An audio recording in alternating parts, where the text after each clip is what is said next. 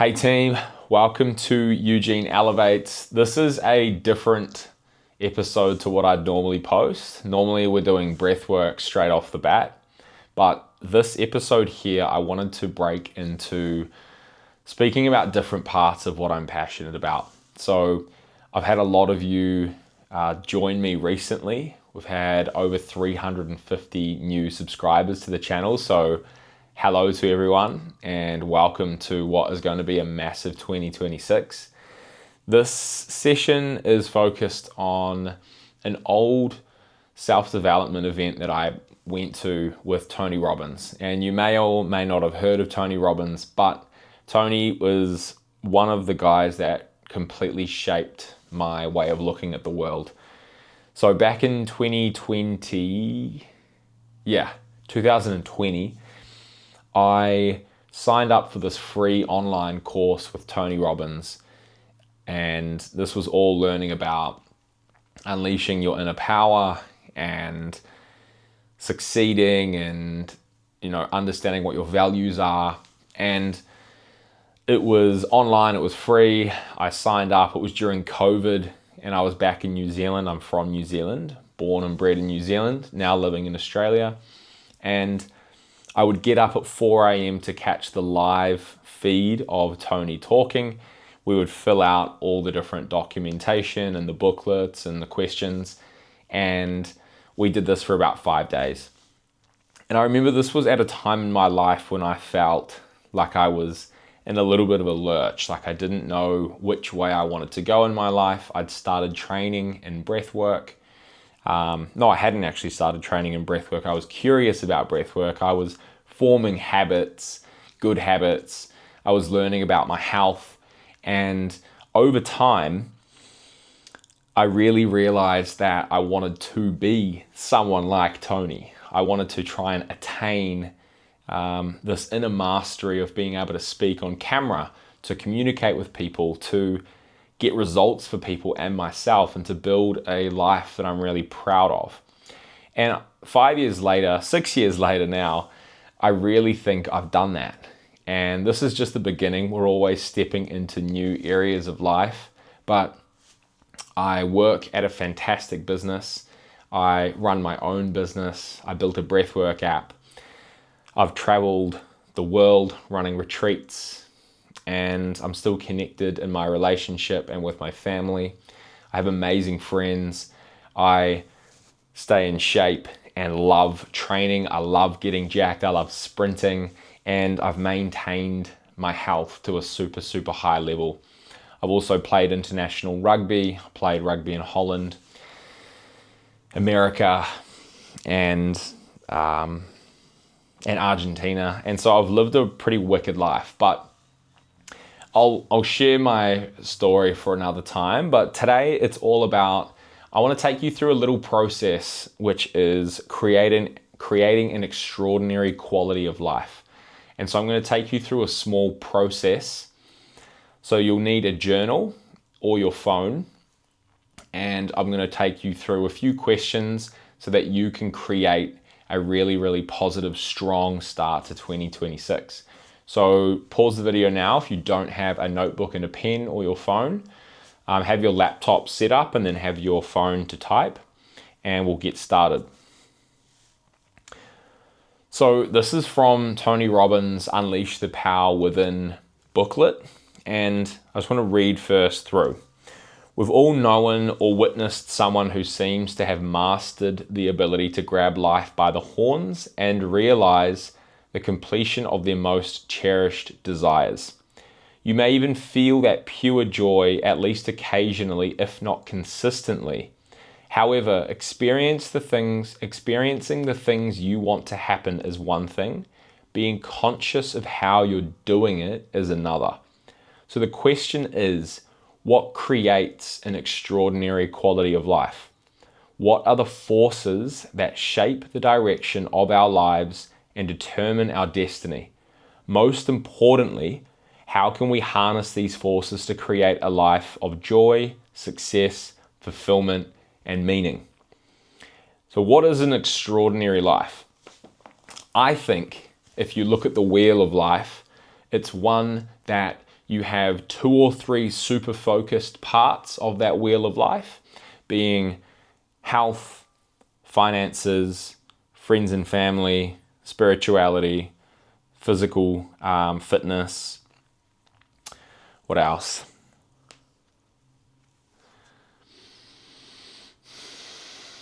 Mental and emotional health, career. And if you can focus on 3 or 4 of those things and nail them really, really well and have the others, at a level that's solid, you've got an extraordinary life.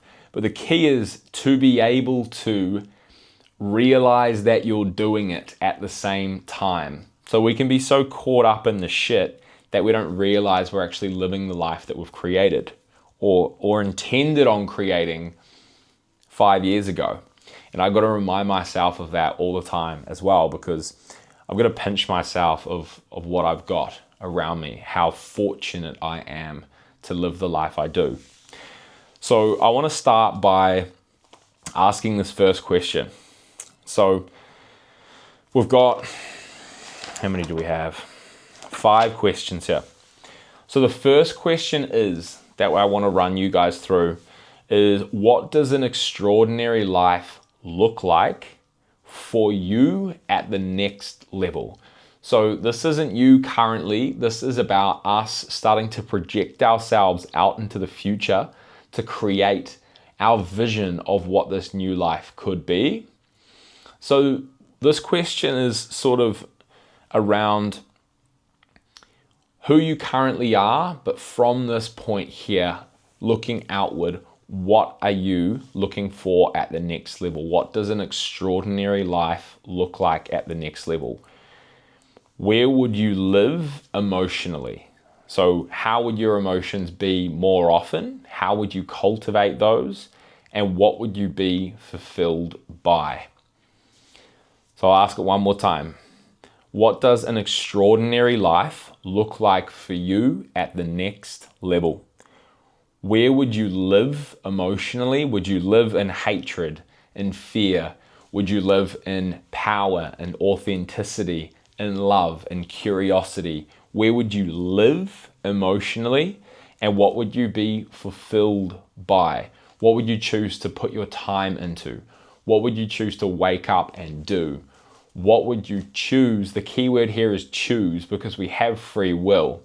What would you choose to spend your time consistently throughout your day? I'll give you some ideas of what I've written down.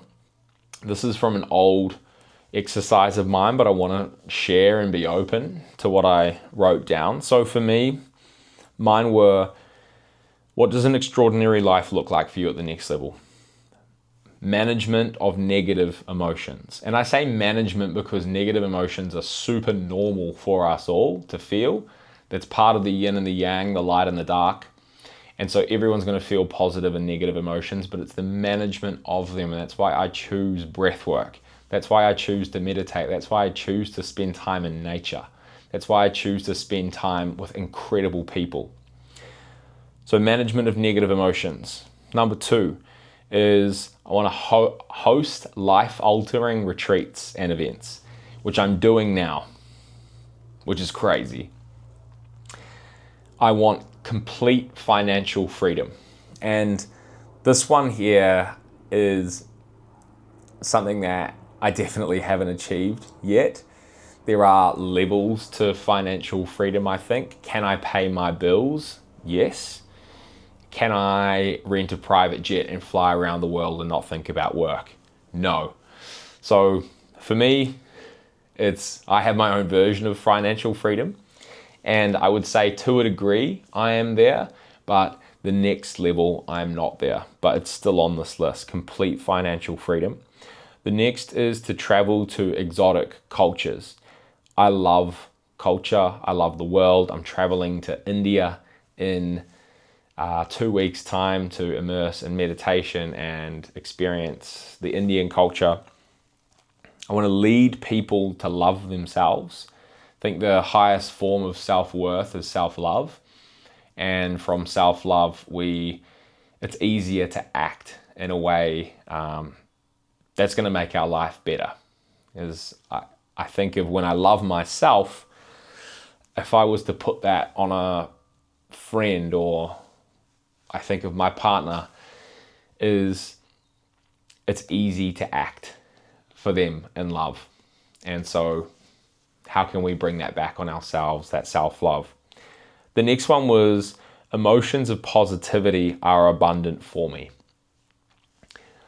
So the emotions of positivity and their abundance only come from me doing things that bring me positive energy. So I'm not going to get positive energy that's abundant from scrolling on social media. I'm not going to get positive, abundant emotions when I'm not prioritizing my sleep. So that one there is emotions of positivity are abundant for me because in my extraordinary life, I'm choosing to do things that align with positive energy. I am the owner of my spiritual, emotional, mental, physical real estate. This is another one. And my last one is I want to be the greatest leader I can be to my online community. And that includes you guys. So I'm always trying to be my best for you all. So this is question number 1. I would love for you to now pause the video and go and write about what does an extraordinary life look like for you at the next level? Where would you live emotionally? And what would you be fulfilled by? How would you spend your time? Where would your purpose lean into? Take a moment now.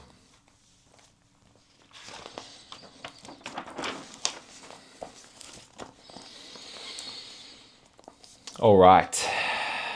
So question 2 is, what's prevented you from creating your extraordinary life in the past? What has gotten in the way? So I'll ask that again. What's prevented you from creating your extraordinary life in the past? What has gotten in the way? This one here is like the shadow work of it. What's been playing in the subconscious, or what have we done to pull ourselves down away from success and that transmutation into being that person that lives the extraordinary life day in, day out, because that can be a reality. So for me, again, I'll share my pieces to question 2. Number 1, my biggest one is comparison to others. I'm a sucker for this one, and social media is great at comparing us to other people. It's natural if you want to be the best at something or succeed that we're going to compare and look. But the shadow of that is when we compare, we dampen our own energy, and energy is the key to living that extraordinary life. So that's one of mine, comparing myself to others. My other is not being able to get to the root emotions. And the root cause is really important to speak about, because if we think of, say, we've got this bush of a negative pattern or negative belief or part of ourselves, and we're trimming it by, say, meditating for 5 minutes every day, but our restless mind is coming from too much caffeine, and it's coming from too much scrolling on social media, but we're trying to meditate for 5 minutes, we're basically trimming the hedge and not actually looking at the root cause. And then if you were to look at the root cause of why am I having so much caffeine, how's your sleep? Okay, let's look at your sleep. Terrible. Going to bed too late, you've got blue lights on at night, and then you can see if you dive into things, you can actually get to the root cause. So that's what the goal is there. I'm going on tangents, but I'm sure all of this will hit in some way, shape, or form to you. So another one is here, lack of energy and not understanding the mini seasons. So what I meant by this one is there's mini seasons throughout a day, throughout a week, throughout a month and a year and a lifetime. And so in a day, you're going to have more energy in the morning. And if we're trying to do everything late at night and we're super tired and not focused, then of course we're going to do a terrible job. But if we're trying to do our hardest work in the morning, then we've got more energy to do so. If we look at a month for women, you might be in your menstrual cycle. So you might have certain times of the month where you can't work as hard, or you're not as athletic, or you don't have as much patience for things. And other times you might be stronger. So it's learning that your own seasons actually do have an effect on a physiological level, but also a mental and an energetic level as well. So it's about understanding the mini seasons that we have throughout our life. Summer, winter, we're going to be more active in summer, less active in winter. How can we adapt and plan to those different times of the year? So what that will result in is lack of energy. So for me, lack of energy, not understanding the mini seasons in my life, trying to do things in reverse, avoiding work in the morning and trying to do it late at night. I use that example because I have done that in the past. Step back and take a look at that one. Another one is judgment from others. And everybody's going to judge you if you're trying something big, if you're trying to do something different, if you're trying to change. But your job is to, sure, listen to what they're saying, and if they're worth listening to, take it into account. But you can't listen to everyone. You've got to listen to yourself, because at the end of the day, it's your life. You're the one who is responsible for it, and you need to carry on whatever anyone else says. At the end of the day, it's your vision, it's your life, it's your goals. And lastly, what's prevented me from creating my extraordinary life in the past was no systems, no plan throughout a week. And this one here I'm still working on, but we are getting to the bottom of it slowly. But systems are key. Systems are so important because systems and planning and discipline allows the creativity and the authenticity. So systems for me, I've changed those by starting to plan my week so I know what my week looks like. So for you now, number 2, what's prevented you from creating your extraordinary life in the past and what has gotten in the way? Pause now and write yours out as well. Cool. And number 3, congrats on doing number 2. Good work. What do you need to change now to make life happen on your terms? What needs to shift? What do you need to change now, after this video, to make life happen on your terms, and what needs to shift? This is what I put in this practice 3 years ago. Let go of judgment from others. Let go. My mindset on this is, you are going to die.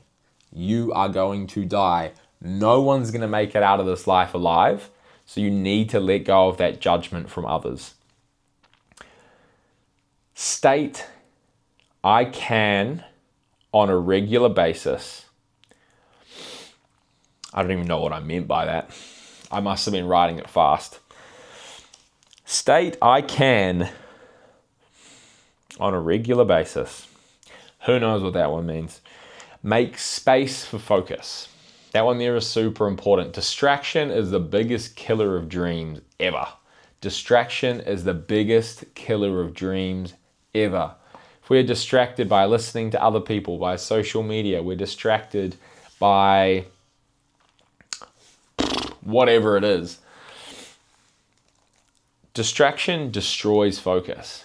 Where focus goes, energy flows. Energy is life in motion. It's poetry. It is the outcome brewing within us. So focus is so important. The next one I wrote down was take trusted action. So just trust that the next step that you're taking is the right one. It's not the wrong one. At least progress each day. And normally you'll be able to see trends and see what works and what doesn't. And the last one here, utilize the resources that you have around you. So I put utilize the resources around me.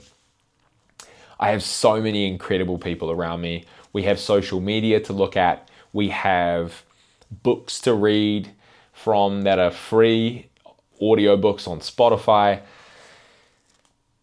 There's libraries out there if you can't afford Spotify. There's so many options that you can go to. YouTube is free. You can listen to videos like this. So that's the last one I put. Utilize the resources around me. So now back to you. What do you need to change now to make life happen on your terms? What needs to shift? This could be your sleep. This could be your health. This could be the people that you hang out with. This could be what you eat. This could be how much water you drink. This could be, am I waking up with the sun? Am I getting sunlight? Am I paying attention to too much bullshit news? Take a moment to step back and ask yourself, what do you need to change now to make life happen on your terms? What needs to shift? Pause and answer.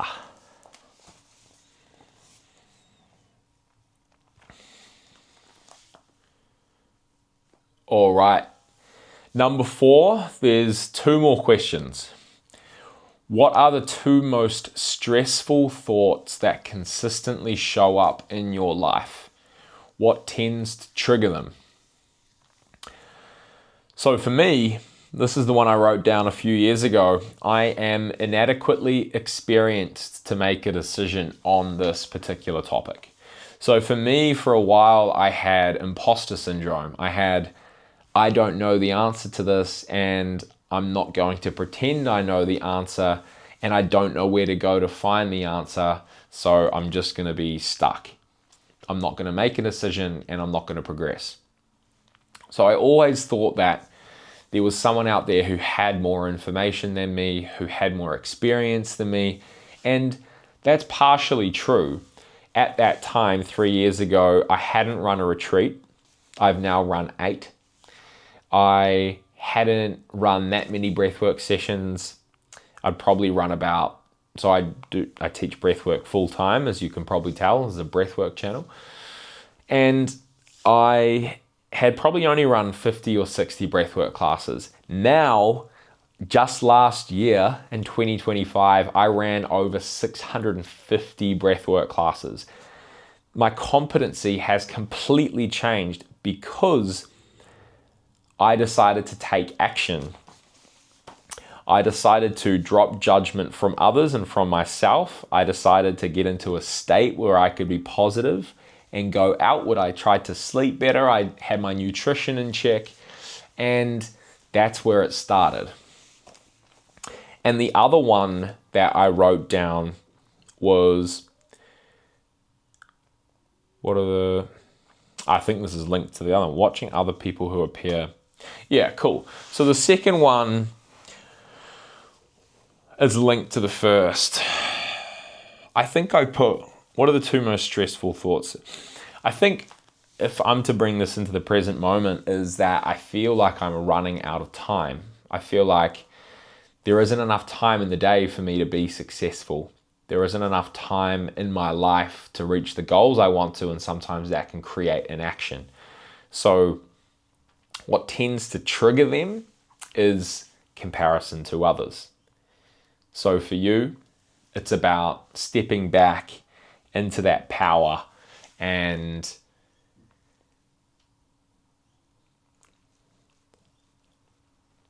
coming back to what do you need to change. So number 4, what are the 2 most stressful thoughts that consistently show up in your life, and what tends to trigger them? Pause and answer now.